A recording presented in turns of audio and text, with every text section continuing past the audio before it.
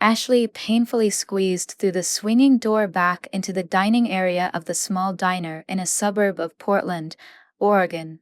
Her back ached, her feet burned, and it wasn't even 3 p.m. yet. The air in the restaurant was stuffy, the smell of grease, coffee, and disinfectant hanging like a film in the air.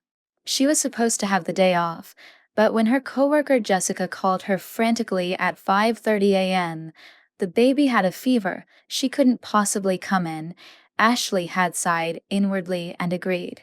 As always, because saying no is something she had never learned to do. Ashley was only 27, but she often felt like she was 50. In the past few months, everything seemed to conspire against her. Her mother had suffered a stroke, the hospital bills were expensive, her younger sister couldn't contribute, her car was broken, the boss was stingy, and the tips barely covered the rent. And now she had been working double shifts for days. She sighed quietly as she read the next order from the order pad. Table 5, black coffee. No sugar, no milk. Quick, please. Ashley rushed to the counter, accidentally grabbing the wrong tray, and just minutes later, she was placing a cup of tea and a slice of cake in front of table 5. Here you go, tea and an apple strudel on the house, because the wait was a bit longer, she said politely, as she had trained herself to do over the years. The man at the table, tall, in a gray business suit, with a chiseled face and a fine briefcase next to him, looked up from his phone. His eyes narrowed. What's this? Ashley smiled, a little confused. Tea, as ordered, and I ordered coffee, he said loudly. Then again, this time more irritated. I ordered coffee. Ashley froze. Her hand clutched the tray. And what's with the damn cake? Do you think I have time for sweets? I have 10 minutes. I'm in a hurry. Is this a joke? Other guests turned around. Some murmured. Ashley felt her face flush. I'm sorry. I'm just filling in for my coworker. I don't care. He snapped. You should know how to read. Or have you just started working here yesterday? The words hit her like a blow. It wasn't the first rude guest. But today, she was tired. Today, she was vulnerable. Ashley swallowed hard, took the tray back, turned around, and walked back to the kitchen. In the narrow room behind the serving window, she took a deep breath. Her eyes filled with tears, but she forced herself not to let them fall. Not here. Not now.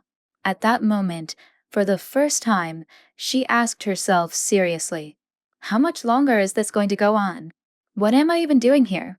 The coffee was just the trigger. The real question was this still her life, or was it just a daily struggle for survival? The evening slowly descended over Portland as Ashley cleared the last tray. The sky turned warm orange, but she barely noticed. The window in the storage room was so small and dirty that hardly any light came through. Her hands trembled slightly as she turned off the coffee machine. The encounter with the man from the afternoon still echoed in her mind. His words, his voice, his gaze, it was all seared into her memory. It wasn't just the anger that had hurt her. It was the feeling that she was worthless. She hadn't even made a mistake that could have endangered his life. It was just a cup of coffee, and yet he had treated her as if she were invisible. Ashley stood in front of the mirror in the small staff bathroom. Her blonde hair was tied in a quick bun, with some strands fallen loose. Her eyes looked empty. Dark circles, red lids. She blinked. Then, she silently asked herself, is this my life now? Waitressing, double shifts, and all of it for people who didn't even know her name. She had once had dreams. She had studied at college before the money ran out. She had baked, drawn, even written. Today, none of that remained. The moment she left the restaurant that day felt different. Not like the end of a shift, but like the end of something much bigger. It had gotten dark outside. The streetlights flickered. Cars rushed by. Ashley leaned against a building wall and took a deep breath. She wanted to cry, but she was too empty for that. Everything had become too much. She thought about her mother, whom she hadn't visited in days. The unpaid bills on her kitchen table. The dreams she had pushed aside for so long that she could barely remember them anymore. And in that quiet night, the decision came, softly, but clearly. The next morning, she would quit. Just like that. No plan B, no safety net. Not because she had found something better, but because she couldn't take it anymore. She had lost herself.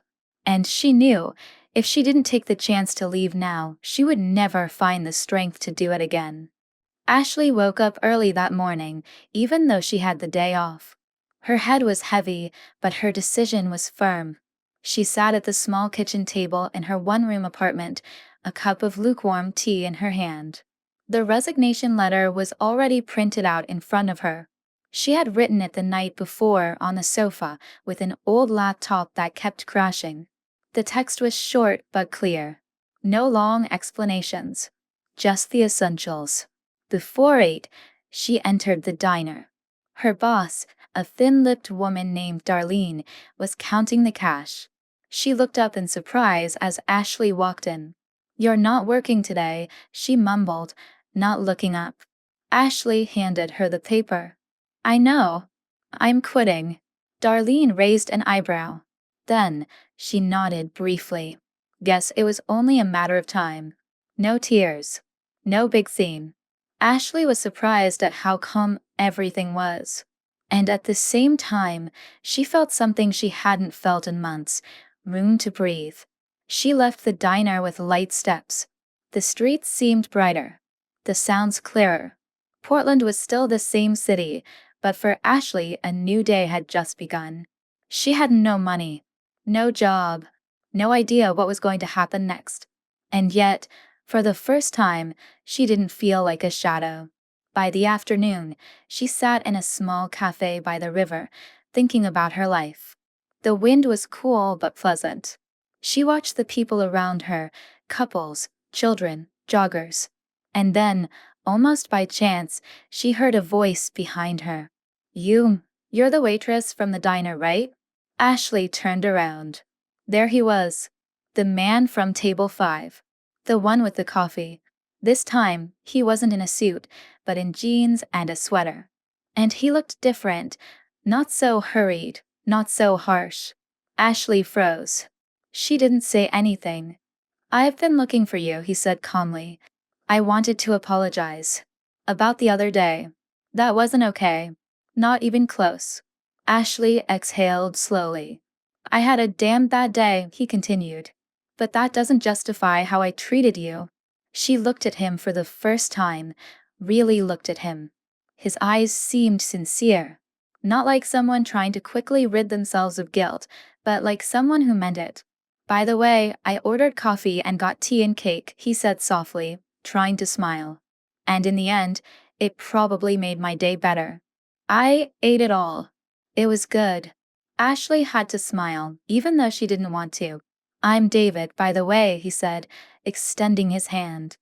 "I work at a management consulting agency. And we're actually looking for new people. People who don't just serve, but understand."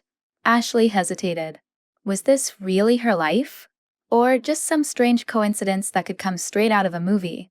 But David stayed there, with genuine remorse and a job offer. Maybe it really was a new beginning. Ashley hesitated. That same evening, she had gone for a walk with David across the small park by the Willamette River. It was a cautious start. No job interview, no big promises. Just two people who had met in a strange way. He told her more about his work. How he had grown up in modest circumstances. How he had fought his way from internship to internship. And how today, he helped people in difficult life situations find jobs, or sometimes, simply believed in them.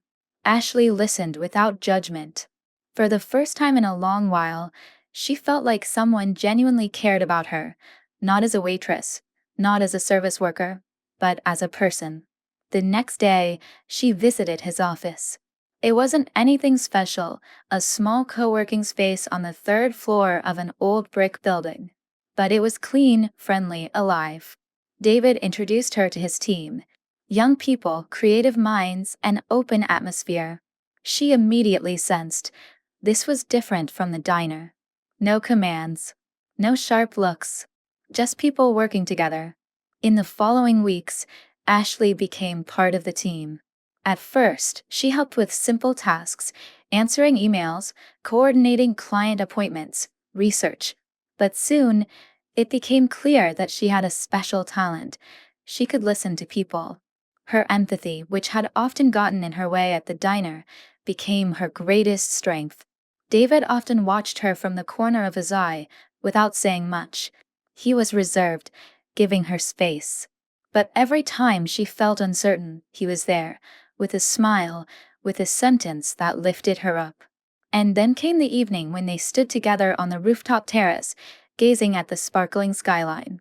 You know, David said after a while, I'm glad you brought me tea and cake that day. Ashley chuckled softly. I thought you'd hate me for it. No, he said calmly. It was the best mistake of my life. She looked at him, for the first time, not as the man from Table 5, not as the boss, but as David. And deep inside, she felt maybe this wasn't just a new job. Maybe it was the beginning of something much bigger. Autumn came early this year. The leaves turned golden red, and the wind in the streets of Portland became cooler, but also gentler. For Ashley, everything felt somehow new. The days at David's company were filled with small successes. She was able to manage her first projects alone, earn the team's trust, and began to believe in herself again. And yet, it wasn't just work that was changing her. David was different from other men she had met. He was calm, attentive, not intrusive, but always present. Again and again, there were small gestures that spoke more than words. A cup of cocoa he brought when she worked late, a walk during the lunch break, a sincere smile when she felt uncertain. She sometimes wondered if he felt something for her, and even more often, whether she allowed herself to hope for such a thing at all. After all, she was just beginning to reorganize her life. Was there really room for feelings? One evening, it was a Friday, it rained heavily. David offered to drive her home. Ashley hesitated, but it was late and she was tired. During the drive, they spoke little. But the silence wasn't uncomfortable. On the contrary, it felt familiar, like between two people who don't need to say anything to understand each other. When they arrived in front of her apartment, they sat in the car for a moment while the rain hammered against the windows. David looked straight ahead. Ashley, he began, hesitated for a moment, then turned to look at her. You need to know, I haven't met anyone in a long time who impressed me like you. Ashley swallowed. Her heart beat faster. I don't know what this is, he said. Or if you even. I don't know either, she interrupted him softly. But I feel comfortable when you're around. It wasn't a kiss. No dramatic scene. Just a moment. Warm, sincere, quiet. And in that silence, between two people who both carried wounds with them, something happened. Something real. Something that didn't start loudly, but was perhaps strong enough to stay. The weeks passed, and the quiet connection between Ashley and David became something that took up more and more space in their daily lives. It wasn't a whirlwind, no dramatic leap into a new world, but something that grew with patience, like a delicate plant, slowly reaching for the light. By now, Ashley had a permanent position at the company. She managed clients, organized small projects, and contributed ideas that were appreciated. She was no longer just the former waitress, but a valued colleague, and more, she was becoming a woman who respected herself again. David and she took it slow. There were no official announcements, no rush. Just shared evenings, walks through the city, conversations in which both shared their pasts, fears, and dreams. One day, on a quiet Sunday morning, they stood in the kitchen of his apartment. Ashley was drinking coffee, barefoot, in an oversized sweater. David looked at her, calm. If someone had told me that a wrongly delivered cake would turn into the most beautiful thing in my life. Ashley smiled and tilted her head. Then you would have probably ordered tea. They laughed. It was a laugh that came from deep within. Not perfect, but honest. One day, she passed by the old diner. The windows were fogged up, and Darlene was standing behind the counter, as always. Ashley paused for a moment and felt no pain anymore, only gratitude. All of this had led her here. The exhaustion, the stress, the rude customer, all of it had been necessary for her to find herself. And someone who saw her. She continued on her way, step by step, into a life she never planned, but perhaps it was exactly what she had always needed. Not perfect, but real, and with a place for her. For Ashley. So, would you quit if you were in Ashley's shoes? Share your thoughts in the comments, subscribe to my channel, and I see you in the next video.